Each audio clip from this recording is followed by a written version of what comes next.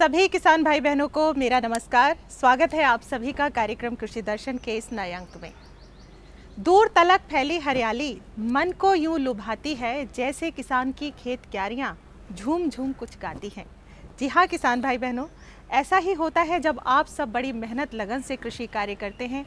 फसल उगकर तैयार हो जाती है तो मन उसे देखकर प्रफुल्लित हो उठता है। और हम जानते हैं ये तभी संभव हो पाता है जब आप कृषि से जुड़ी हुई छोटी से छोटी और नई से नई जानकारियों को समझते हैं और उन्हें देखकर खेती किसानी का कार्य करते हैं। तो आइए देर किस बात की, शामिल हो जाइए कृषि दर्शन के इस अंक में और कार्यक्रम को आगे बढ़ाते हैं। सबसे पहले देखते हैं खबरें खेती की। मॉनसून की भविष्यवाणी से पहले ही ग्वार की कीमतों में तेजी शुरू।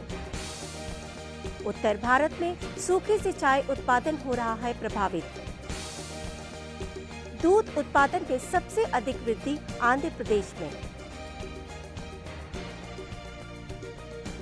नमस्कार, खबरें खेती की में आपका स्वागत है। मैं हूं दीपा। अब खबरें विस्तार से। अल नीनो के कारण इस साल भारत में मानसून के कमजोर होने की आशंका के चलते स्टॉकिस्टों ने ग्वार की कीमतों में तेजी शुरू कर दी है।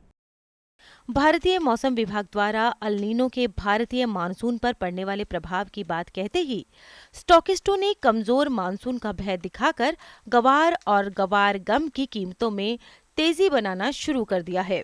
उत्पादक मंडियों में पिछले 2 दिनों में गवार की कीमतों में 300 रुपए की तेजी आकर भाव 4,850 रुपए से 4,900 रुपए है और गवार गम की कीमत में 600 रुपए की तेजी आकर भाव 13,200 से 13,400 रुपए प्रति क्विंटल हो गए हैं। हालांकि घरेलू बाजार में गवार का स्टॉक पिछले साल से अधिक है, लेकिन भाव में कमी नहीं आने से संयंत्रों के पास माल की कमी है। अगर वाकई में मानसून की बारिश में कमी रहती है तो गवार की कीमतों में और उछाल आ सकता है। उत्तर भारत में बारिश की कमी से चाय का उत्पादन प्रभावित हो रहा है। देश के उत्तर और उत्तर पूर्वी हिस्से में लगभग सूखे की स्थिति से चाय बागानों को काफी नुकसान उठाना पड़ रहा है और उत्पादन प्रभावित हो रहा है। उत्तर भारत और उत्तरी पूर्वी हिस्से विशेषकर असम में सूखे की वजह से वर्ष 2014 के दौरान चाय के उत्पादन पर बुरा असर पड़ रहा है। उत्तर भारत के चाय उत्पादकों की शीर्ष संस्था इंडियन टी एसोसिएशन के मुताबिक जनवरी से 20 अप्रैल के बीच क्षेत्र में 71 एमएस वर्षा दर्ज की गई है, जबकि चाय की फसल को इस दौरान 310 एमएस वर्षा की आवश्यकता होती है। सूखे की वजह से चाय उत्पादन प्रभावित हो रहा है और इससे चाय की कीमतों में इजाफा संभव है। वर्षा की कमी की वजह से कीट का प्रकोप भी चाय फसल पर तेज हो गया है। कीटों के प्रकोप से निपटने के लिए कीटनाशियों का उपयोग बढ़ेगा, जिससे लागत में इजाफा होगा और चाय की खुदरा कीमतों में भी बढ़ोतरी होगी। भारत दूध उत्पादन में विश्व में पहले नंबर पर तो है ही, लेकिन राज्यों में दूध उत्पादन में सबसे अधिक वृद्धि आंध्र प्रदेश में हुई है। आंध्र प्रदेश में प्रति व्यक्ति दूध उपलब्धता में वृद्धि देश में सबसे अधिक है। आंध्र प्रदेश ने दूध उत्पादन व दूध के प्रति व्यक्ति उपलब्धता में जबरदस्त बढ़ोतरी की है। आंध्र प्रदेश में दूध उत्पादन 41% बढ़ा है, वहीं प्रति व्यक्ति दूध उपलब्धता में 36% का इजाफा हुआ है।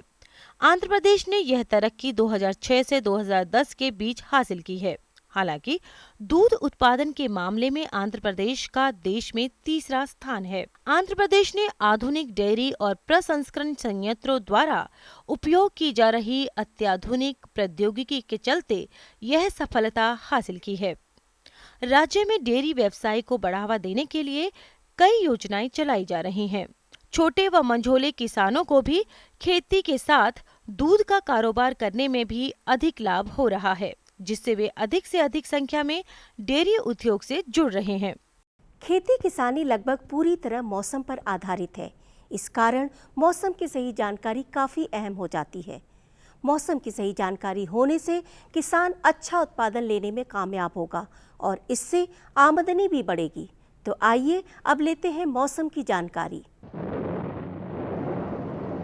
मौसम विज्ञान विभाग के अनुसार लक्षद्वीप, अंडमान और निकोबार द्वीप समूह, तेलंगाना, तमिलनाडु, कर्नाटक, केरल के कुछ एक इलाकों में बारिश की संभावना है, देश के बाकी हिस्सों में मौसम शुष्क बना रहेगा और तापमान में वृद्धि जारी रहेगी। किसान भाइयों के लिए सलाह है कि मौसम शुष्क रहने की संभावना को ध्यान में रखते हुए सभी सब्जियों में हल्की सिंचाई करें। सिंचाई सुबह या शाम के समय ही करें। इस मौसम में बेल वाली सब्जियों में लाल भृंग कीट के आक्रमण की संभावना रहती है। यदि कीट की संख्या अधिक हो तो डाइक्लोरोवाइस 76 ECM मिलीलीटर पानी की दर से छिड़काव करें।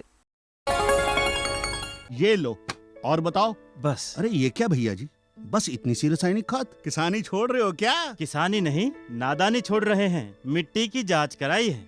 अब तो लालाजी जितनी जरूरत है उतने ही उर्वरक खेत में डालेंगे। हाँ, किसान भाई आज ही अपने जिले की नजदीकी भूमि परीक्षण प्रयोगशाला में मिट्टी की जांच जरूर करवाएं और मिट्टी में पोषक तत्व, नमी व पौधे के विकास को देखते हुए केवल जरूरत के अनुसार ही पोषक तत्व डालें। और हाँ, मिट्टी में गंधक, जस्ता, बोरोन जैसे सूक्ष्म पोषक तत्वों का पता लगाना भी न भूलें। उर्वरक और जैविक खाद के सही उपयोग से भूमि का उपजाऊपन बनाए रखें, उत्पादकता बढ़ाएं, खर्चा घटाएं और बहुमूल्य विदेशी मुद्रा बचाने में भी सहयोग दें। और हाँ, धीमी गति से नाइट्रोजन उपलब्ध कराने वाले उर्वरकों जैसे नीम लेपित यूरिया को प्राथमिकता दें और यूरिया का पत्तों पर छिड़काव करें। अरे वाह, तू तो सचमुच समझदार हो गया रे। अधिक जानकारी के लिए संपर्क करें जिला कृषि अधिकारी या किसान कॉल सेंटर। देश की विभिन्न मंडियों में जिंसों के भावों से रूबरू होते हैं, क्योंकि मंडियों में चल रहे दामों की सही जानकारी ही आपको आपकी मेहनत के सही दाम दिलवाएगी। आइए जानते हैं मंडी भाव।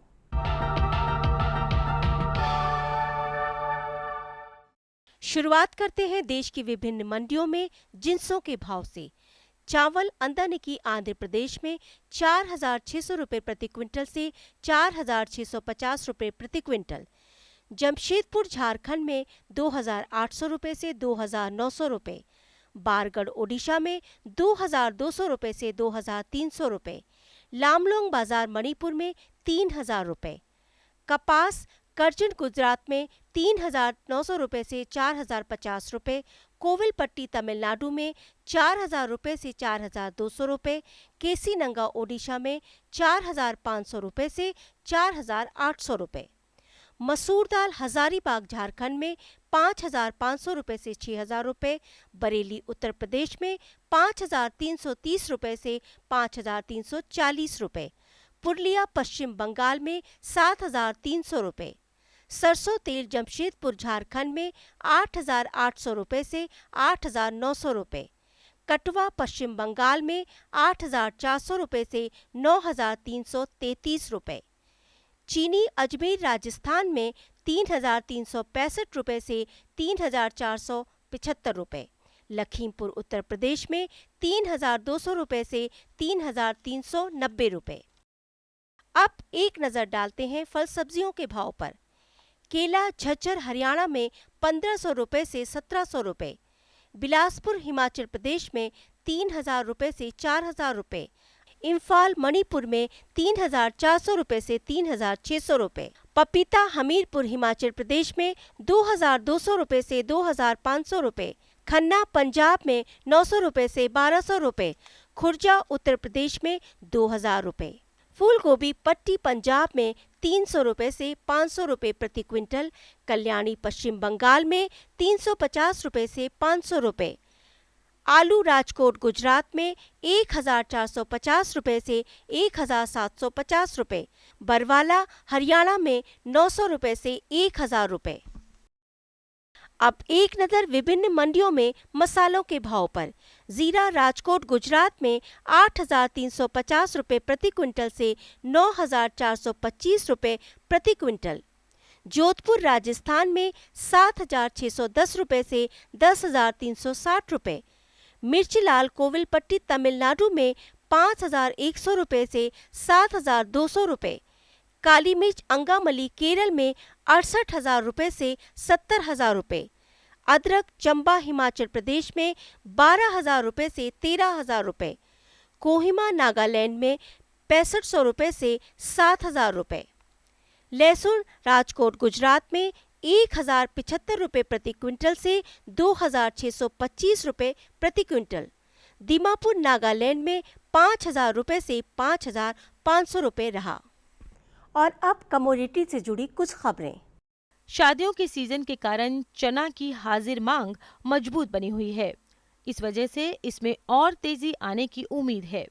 इसके वायदा भाव में 0.85% का उछाल आया है और दाम 3,182 रुपये प्रति क्विंटल पहुंच गया है।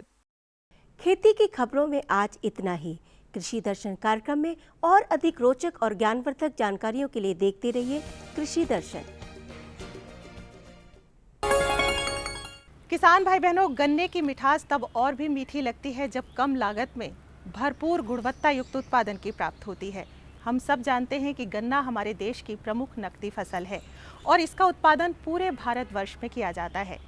इसलिए जो किसान भाई बहन गेहूं की कटाई के उपरांत गन्ने की बुआई कर रहे हैं, उन्हें किन किन खास बातों का ध्यान रखना है, कौन कौन सी सावधानियां बरतनी है और गन्ने की कौन सी किस्म का प्रयोग करना है, जिससे कि आने वाले समय में आपको मिले भरपूर गुणवत्ता युक्त उत्पादन और ज़्यादा से ज़्यादा लाभ। इन्हीं सब बातों की जानकारी के लिए आइए देखते हैं कार्यक्रम विस्तार से।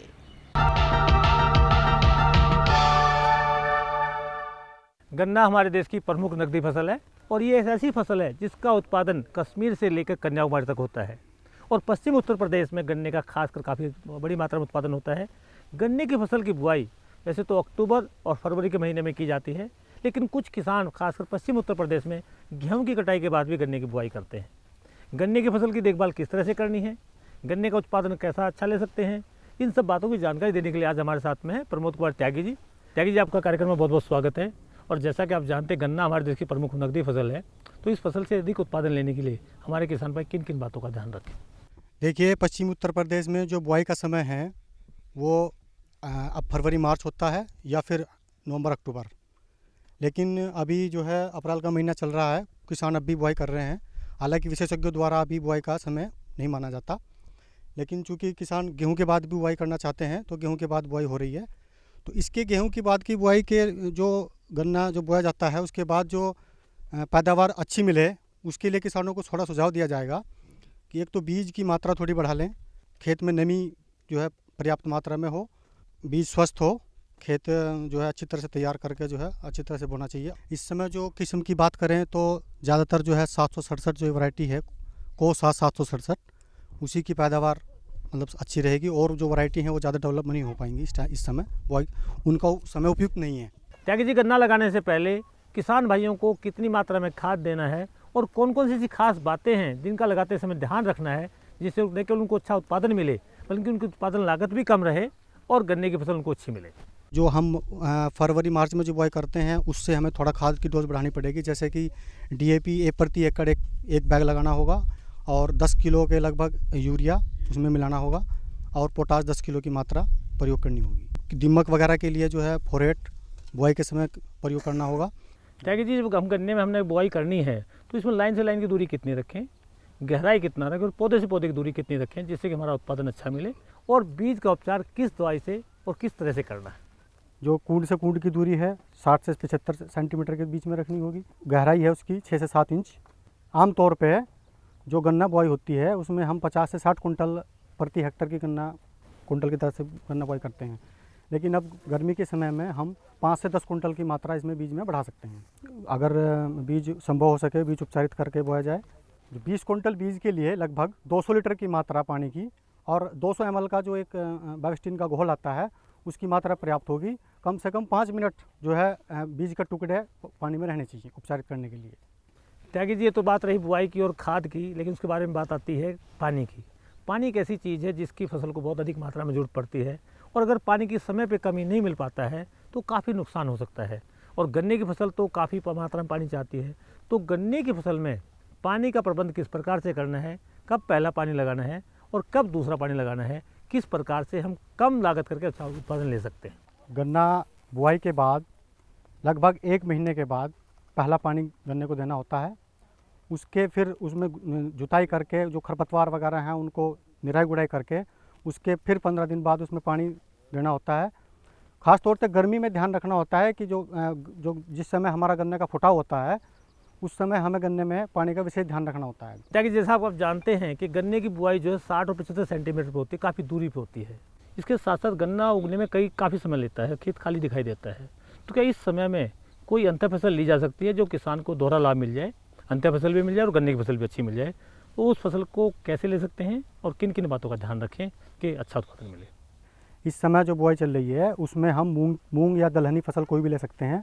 अगर हम मूंग की फसल गन्ने में बुआई कर रहे हैं तो उसमें मूंग की किस्म पूसा रत्ना और पूसा विशाल की जो किस्म है मूंग की, उसकी बुआई करनी चाहिए, जिससे उसमें हमें अच्छी पैदावार मिलती है मूंग की। और हमारे जो गन्ने की फसल जो जो गैप है उसमें हमारे निराई गुड़ाई का भी थोड़ा काम चलेगा। मूंग की फसल में भी निराई गुड़ाई होती रहेगी और गन्ने में भी, दोनों में। क्या कि जब खाद की बात आती है, अक्सर हमारे किसान भाई बुआई के समय तो खाद डालते ही हैं, लेकिन बुआई के बाद भी खाद की आवश्यकता पड़ती है। और गन्ने की फसल एक ऐसी फसल है जो लंबी अवधि की है, जिसमें काफ़ी मात्रा में खाद की आवश्यकता पड़ती है। तो किसान भाइयों को पहली बुआई के बाद में कब कब और कितनी मात्रा में खाद देना है और किन खास बातों का ध्यान रखना है खाद देते समय? गन्ना बुआई के 45 दिन बाद गन्ना खेत में जो है खाद देना होता है। उसमें यूरिया की मात्रा ही देनी होती है। डीएपी तो हम पहले ही बुआई के समय दे चुके होते हैं। जो भी है हमें जो है लगभग 10 किलो प्रति बीघा के हिसाब से खेत में गन्ने वो यूरिया लगाना होता है। पानी से पहले यूरिया लगा दो और पानी दे दो। उसके बाद, क्योंकि वो हमारा जो समय है वो गन्ने में फुटाव का जो किल्ले होते हैं वो निकलने का समय होता है। उस समय में ध्यान रखना होता है कि खेत में नमी रहे और हमें निराई गुड़ाई भी हम उसमें करते रहें, जिससे कि हमारी और फुटाव बढ़े। त्यागी जी, जो गन्ने की फसल है वो ऐसी फसल है जिसमें बहुत सारे कीड़ों का प्रकोप होता है और कीड़े कई बार हमारी फसल को बहुत अधिक नुकसान पहुंचा सकते हैं। तो इस समय जो लगने वाले कीट कौन कौन से हैं, उनकी क्या पहचान है, उनकी रोकथाम के लिए हमारे किसान भाई क्या कुछ कर सकते हैं? सबसे पहले जो अभी फ़िलहाल जो कीड़ा लगता है गर्मी के मौसम में, शुरू में जो कीड़ा लगता है गन्ना जमाव के बाद, वो लगता है अर्ली सूट बोरर। उसे हम अर्ली सूट बोरर, किसान उसको कंसवा भी कहते हैं, उसके नाम से जाना जाता है। उस कीड़े की पहचान ये होती है कि गन्ने की जो कोथ होती है उसमें से हमें सूखा हुआ गन्ना दिखाई देगा। अगर हम उसको उखाड़ के देखेंगे तो उसमें से नीचे एक हमें वाइट कलर की थोड़ी सी जो है सुंडी मिलेगी। और उसका जो उपचार है, हमें ऐसा करना चाहिए कि क्लोरोपाइरिफास प्लस साइफर मैथ्रीन को जो है 1 लीटर प्रति एकड़ के हिसाब से 200 मिलीलीटर पानी में मिला के उसका खेत पे स्प्रे करना चाहिए। दूसरा कीड़ा आता है रूट बोरर होता है, उसको हम पहले से ही फोरेट वगैरह से जो है कंट्रोल करते हैं बुआई के समय ही। उसके बाद जो जून के लास्ट में हमें अगोला बेधक के लिए, जो अगोला बेधक की पहचान ये होती है कि जो गन्ने की तीसरी चौथी पत्ती है उस पर हमें छर्रे दिखाई देंगे। ये हमारी जो है इसकी अगोला बेधक की जो सुंडी होती है उसकी जो है तीसरी पीढ़ी ही गन्ने के खेत में नुकसान पहुंचाती है।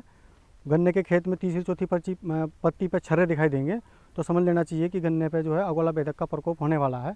तो उसी समय हमें फ्यूराडान 2 किलो प्रति बीघा का प्रयोग करना चाहिए। अगर खेत में अगोला बेधक लग गया है कीट, तो हम अगोले उखाड़ के देखेंगे। अगोला की जो कोत होती है, जो उसमें टोब, उसकी जो कोत में हम उखाड़ के देखेंगे तो उसमें एक वो बनी होती है डेड हर्ट को उखाड़ के देखेंगे तो नीचे तक, अब जहाँ से अगोला चलता है वहाँ से उखाड़ के देखेंगे तो उसमें एक सुंडी पाई जाती है, उसको हम अगोला बेधक कहते हैं।